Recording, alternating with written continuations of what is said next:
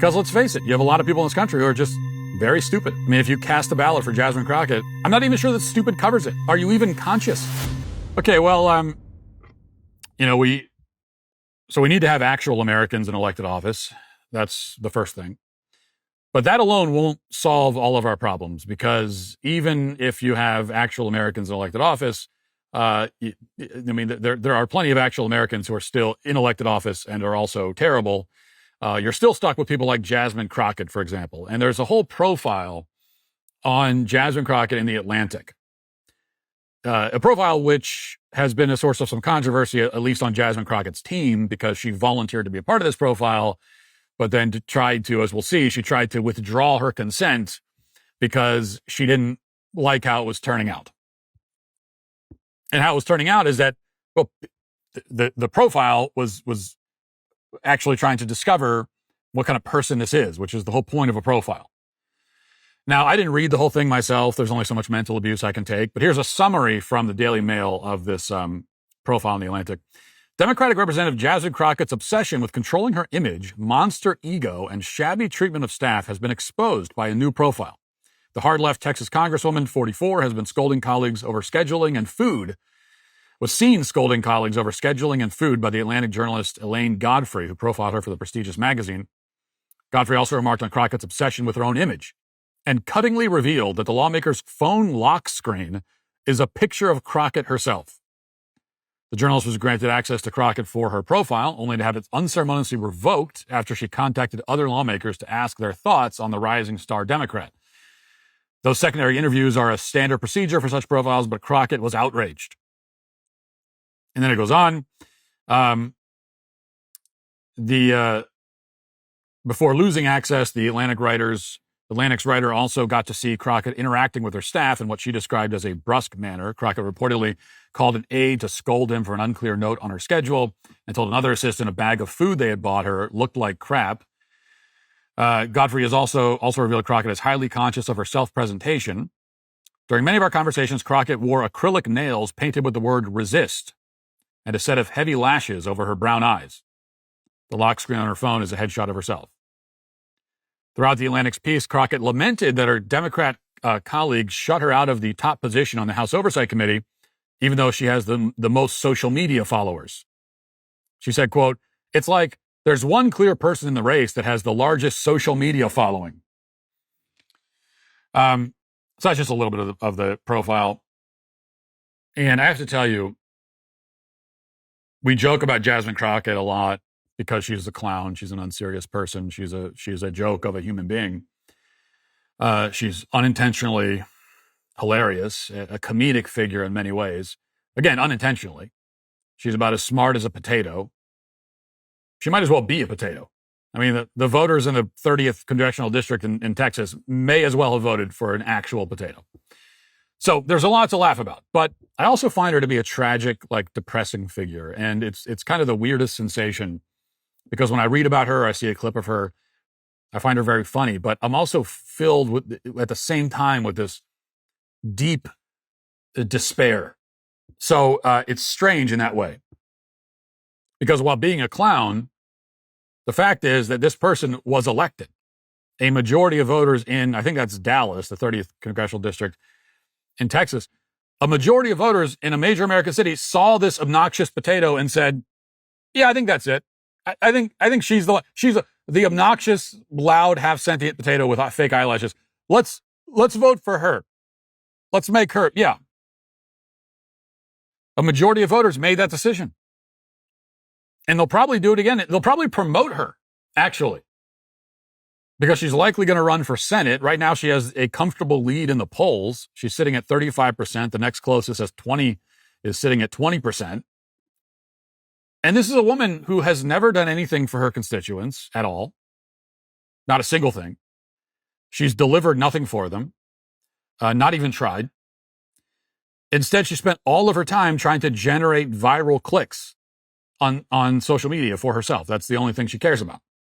Which is why when she's trying to explain why she should be, she should have this ranking position in a committee, the only reason she can give is that I have the most social media followers.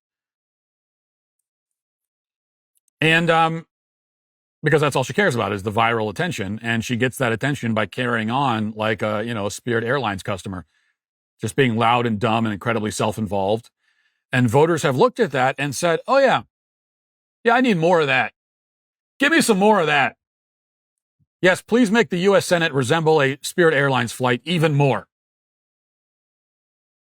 That's what voters in her state, Democrats anyway, in her district, are saying. So we have problems in this country that just cannot be fixed by voting. They would be fixed by disenfranchising millions of people. There are millions of people who are not suited, not fit to have any say whatsoever in how this country is run or who runs it. Which is why, I've been talking about this for years. It's one of the third rails. And I can see why. I can see why, especially politicians aren't going to go out and come out against the right, the right to vote, because we consider it a sacrosanct thing. And I think it is sacrosanct, which is all the more reason why we should not grant that right to everybody. There are lots of people who are just not suited for it, not fit for it. Nearly every problem in this country, if we drastically raise the bar for who is allowed to vote, I'm not saying you exclude people arbitrarily or anything like that. You just raise the bar. Raise the bar for who is allowed to vote. If you're an American citizen, you can potentially vote. That's the first thing. And that already is a higher bar than we currently have. So that's number one. Gotta be an American citizen. And any American citizen can potentially vote. But then we have this bar here. You gotta be able to clear that bar.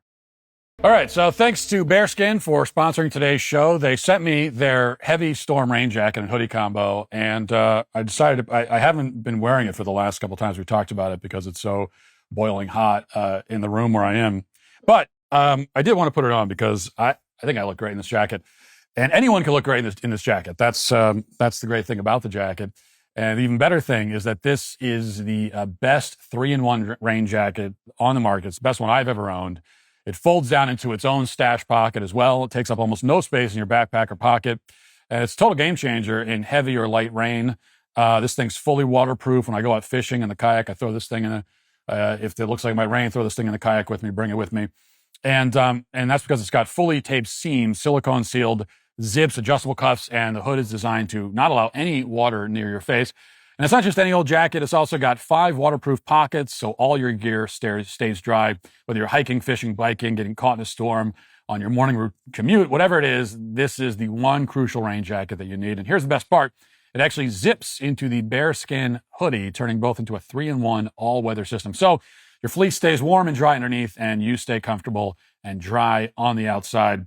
You need to get this jacket. This is my favorite jacket. Not just for, you go outside, you go fishing, you go do anything outdoors, go for a hike. I always bring this jacket. But it's also good to just wear around. It's a good everyday jacket as well. When you order your Bearskin rain jacket, you'll get fast delivery and free shipping from within the U.S.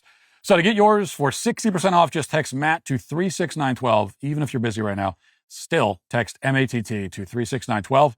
They'll send you a link so you can lock in your discount for later. So if you go outdoors, rain or shine, as hopefully you do at least sometimes, text MATT to 36912 and get 60% off the most badass rain jacket on the market.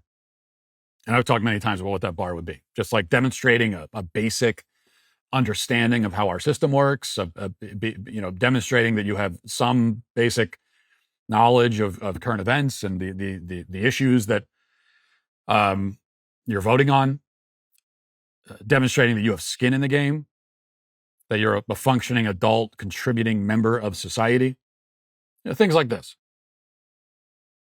And if we did that, nearly every problem in this country could be fixed in like a week.